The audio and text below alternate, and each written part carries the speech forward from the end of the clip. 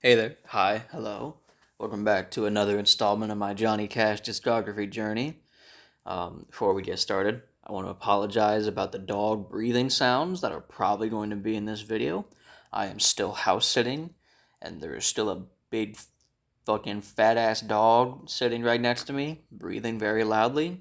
I want to apologize in advance for that. Um, Today we are going over a very interesting album. Bitter Tears, Ballads of the Native Americans. Um, so, a little bit of context. Johnny Cash had convinced himself, or not convinced himself, but he kind of claimed that he was of Native American descent, specifically Cherokee Indian. Um, and so to kind of shine some light on issues that the Native Americans were facing, he wrote this concept album. He's always wanted to write this album. This was like a long time in the making, and the end result is a pretty fucking solid album. I like this a lot more than I thought I was going to. Um, It's another concept album, like Ride That Train. It's a lot of storytelling. Not there's songs on here, but there's also just stories. Not really songs, just Johnny talking while someone plays a guitar or some shit. um, but I really like what he does here, what he talks about. He has a very, I don't know if distinct is the right word to use, but I can't really think of another word. He just has, he's very blunt. He's very straightforward. He kind of just tells you how it is. Like, shit's fucked up. The Native Americans are going through a lot. They've been done dirty for like 200 years. But I think it just helps. It helps paint the image in the listener's head that he wants. Like, you are imagining what Johnny Cash wants you to imagine, and that is Native American suffering, more or less. Um, the most famous song off this album, The Ballad of Ira Hayes. Fucking great song, by the way.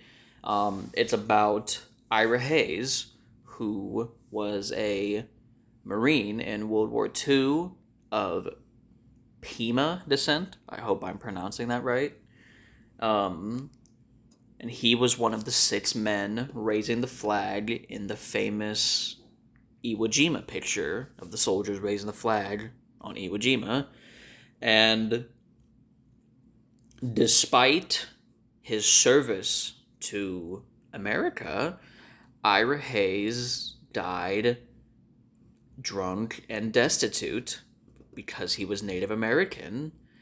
And obviously, that's a tragedy. Johnny Cash sings about that in The Ballad of Ira Hayes.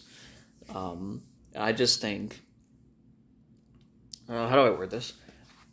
Despite despite Johnny Cash's unorthodox inspiration for making this album, I think it's a very noble cause. I've gained respect for him for writing this album, especially in 1964.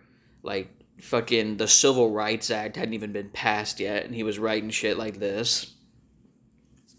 Like, and people, like, his record company was not happy about this album. They did not want him to write this shit, but they kind of just let up, and they were like, fine, fucking write the album. But then they just, like, didn't promote it at all, and they, like, kind of ignored its existence. And, like, radio stations would not play any of these songs, and rightfully so. Johnny Cash got pissed about that. He bought like thousands of copies of his own record, and he would ship them to DJs all around the country, and he had a really fucking cool quote here. I have it pulled up right here. He wrote to thousands of different DJs. He said, DJs, station managers, owners, etc. Where are your guts? I just think that's the coolest shit ever. Like, these radio stations did not want to play his song because of the nature of the songs. They want to play Ring of Fire and I Walk the Line. They don't want to play The Ballad of Ira Hayes or Apache Tears or The Vanishing Race. The Vanishing Race is a fucking horrifying. Horrifying is not the right word.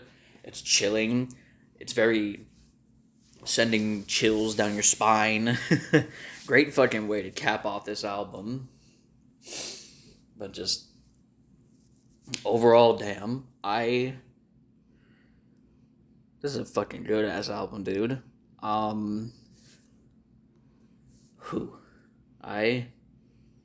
This is up there.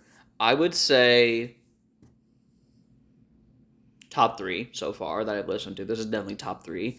Despite Johnny Cash, his unique ideas about his heritage, this is a really good album. I would highly, highly, highly recommend you listen to this. And so I did some thinking after my last video, because it was another time that I had a discrepancy in my scoring system. I just said, fuck it. I'm not going to do averages anymore. I'm just going to do what I personally feel about the album. Because if I kept going with the averages, it was going to happen again. There was going to be albums where I disagreed with the average score.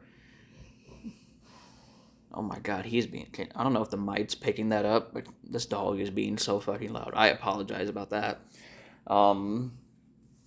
But, so from now on, I'm not going to do an average score. I'm just going to do how I felt about the album, which is what I should have been doing in the fucking first place, but... So, yeah. Thank you for watching.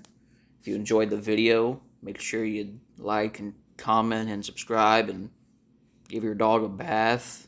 I don't know. Maybe that's a thing YouTube will offer one day. You push a button and it gives a dog a bath.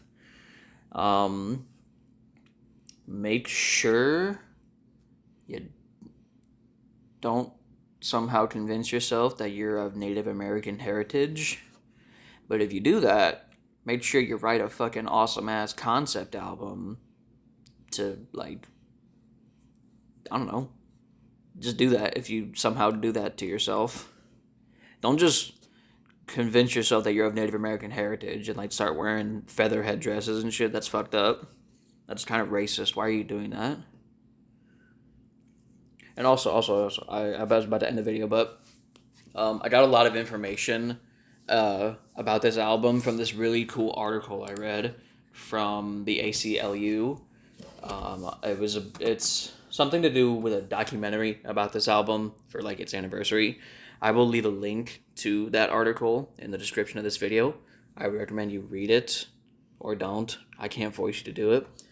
But, like, it just offers some perspective on a very unique album. So yeah, thank you for watching, and good night.